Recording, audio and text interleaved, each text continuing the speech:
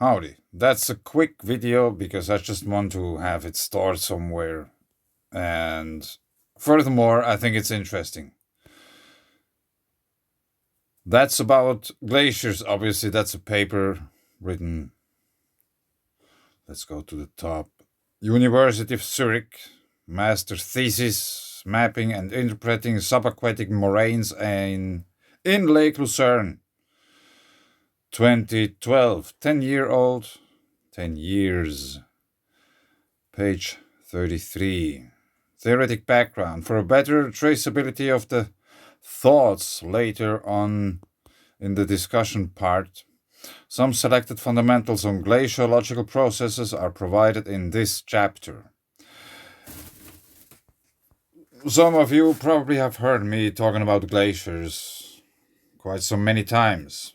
And somehow I came to the conclusion that I think glaciers are contemporary lava streams made of water, because the actual glacier-carrying mountain is a cryptodome, a source dome, a mountain where is water pouring out. So it just depends on the average temperature conditions on where we find the source. If it's rather cold, let's say freezing point, most of the year, it will be frozen, the water which is coming out. If it's not, it's just a stream. And we have even hot springs and all these kind of things. And we are talking about the Swiss Alps.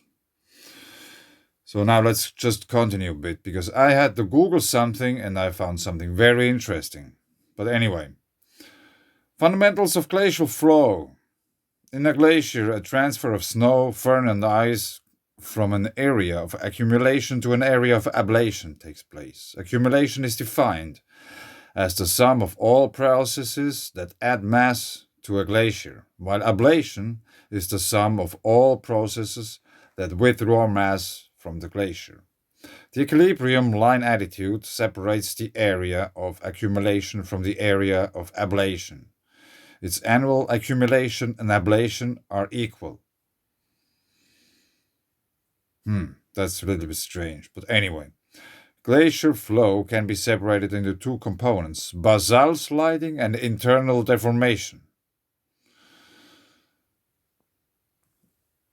This is where I started to think, what's basal sliding? What's this word, basal? But anyway, let's just continue. We will come back to that. But anyway, glacial flow can be separated into two components, basal sliding and internal deformation. That's very interesting. Because I don't think that the glaciers are getting pulled downhill by gravity. Maybe in some places it might be true. But most of the times I somehow think they just get pushed from the source. Since it's a one body, it just gets pushed. The water which emerges from the ground pushes the glacier forward. But let's continue. I try to keep it short. Only warm-based glaciers slide on the glacier bed.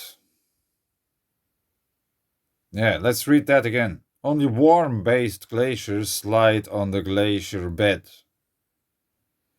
Maybe I have to show you a picture to emphasize what I mean by a glacier-carrying mountain being a volcano.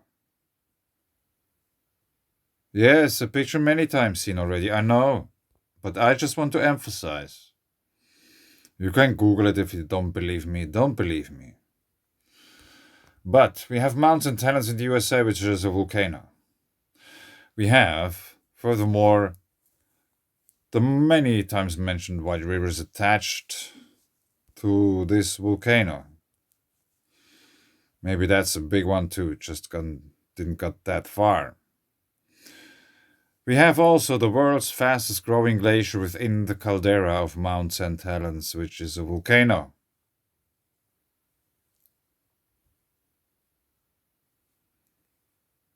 And here it says only warm-based glaciers slide on the glacier bed. So we have to take geothermal activity in its whole potential into account, which means from hot to cold, which includes ice. It's also geothermal activity. It has just a very low potential in terms of heat, but it is geothermal activity nonetheless. The whole spectrum has to be taken into account, otherwise, we will miss something. If someone says, like, geothermal activity or whatsoever is we just count it from whatever, 30 degrees onwards, 20 or whatsoever. No, it has to all the way down to zero and below, even, because we have pressure and other things which might influence the freezability of water and such other things. But anyway, only warm based glaciers slide on the glacier bed, as the coupling between the rock and the ice is too strong for cold based glaciers to slide over the glacier bed. Basal sliding is the fastest in the ELA zone. The internal deformation of a glacier is a result of the hydrostatic pressure and shear stress in the ice. The shear stress, T whatever, at a point is a function of the density of the ice, P, accelerating of gravity, G, thickness of the glacier, H, and the slope of the glacier surface, alpha. Whatever. Production and transportation and deposition of debris by glaciers. According to common theory, all the glaciers carved out all the valleys all over the world. That's what glaciers do. That's why they got invented by nature, in order for us to carve out all the valleys. But still, I haven't found one single mountain of debris at any mouth of any glacier on Earth. If you know a part of them, or if you can show me pictures, send me. There's an email address somewhere in the channel's description box, or however you call it. You will find it. But anyway, especially for valley glaciers, surrounding rock walls that are weathered provide an important debris source. Gravitational processes such as rockfalls or debris flows feed the surface of a glacier with debris. According to Ben and Evans, long-term rates of debris delivery to glaciers from rockfalls are poorly known, and the amount of debris that is delivered to the glacier's surface by individual rockfalls can vary considerably. Debris at glacier beds can be incorporated as well into basalt ice by a number of processes and contribute to 75% by volume of the basalt ice, which is the lowest ice. Yeah, they explained it before. But anyway. Once accumulated on the surface, debris can be incorporated into the body of the glacier either by burial by snow and ice or by falling down crevices.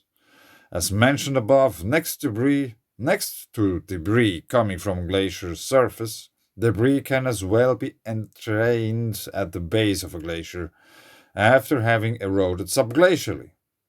Erosion on glacier beds occurs as glacial abrasion, as glacial plucking or quarrying, or as glacial meltwater erosion. Glacial erosion is most effective in warm-based glaciers, where basalt melting, which produces eroding meltwater streams, is widespread.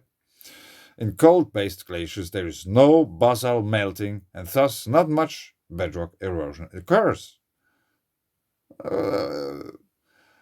Shouldn't there occur quite much erosion since they are carving out all valleys? There was somewhere.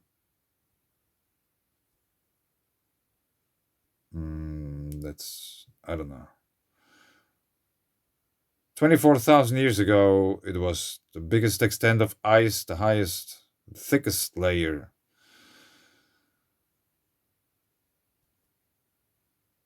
So I just wanted to show you. But for example, here we have, in a way, 12,000 years marked. And I stumbled across this article because I was searching for something. But anyway, I don't find this yet, the 24,000 year thing. So, production, we have to go down here, where we have this basalt melting thing. Where was it? Mineral grain size. Here. Basalt melting. So I googled basalt melting. Ice sheet dynamics, Wikipedia. Ice sheet dynamics describe the motion within large bodies of ice, such as those currently on Greenland and Antarctica. So, it would be quite a thing if it would really turn out that glacier-carrying mountains are actual volcanoes. But anyway, ice motion is dominated by the movement of glaciers, whose gravity-driven activity is controlled by two main variable factors, the temperature and the strength of their bases. A number of processes alter these two factors, resulting in cyclic surges of activity interspread with longer periods of inactivity. Fluctuations. On both hourly and centennial timescales, ice sheet dynamics are of interest in modeling future sea level rise, boundary conditions. The interface between an ice stream and the ocean is a significant control of the rate of flow. Ice shelves are thick layers of ice floating on the sea, can stabilize the glaciers that feed them. These tend to have accumulation on their tops, may experience melting on their bases, and cause icebergs in the periphery. The catastrophic collapse of the Larsen B ice shelf in the space of 3 weeks during February 22 yielded some unexpected observations. The glaciers that had fed the ice sheet, Crane, Jorum, Green, Hectoria, see image, yes, increased substantially in velocity.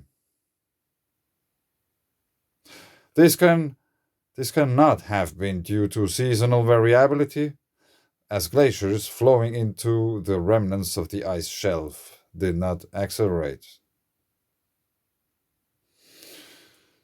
So if you think about something pushing and there's all of a sudden a really big chunk dropping off there at the end, you probably notice it's easier to push.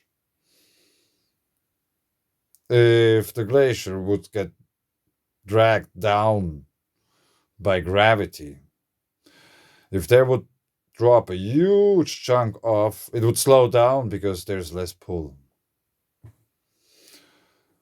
I just wanted to share that with you. I thought that's very interesting.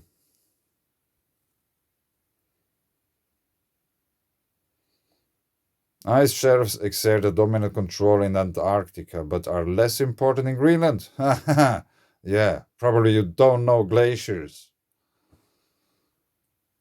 Where the ice sheet meets the sea in fjords. Here melting is the dominant ice removal process, resulting in predominant mass loss occurring towards the edges of the ice sheet where icebergs are carved into the fjords and surface meltwater runs into the ocean. But anyway, the glaciers that had fed the ice sheet increased substantially in velocity. It was easier to push. Yeah, just if you are bored or whatsoever, think about that.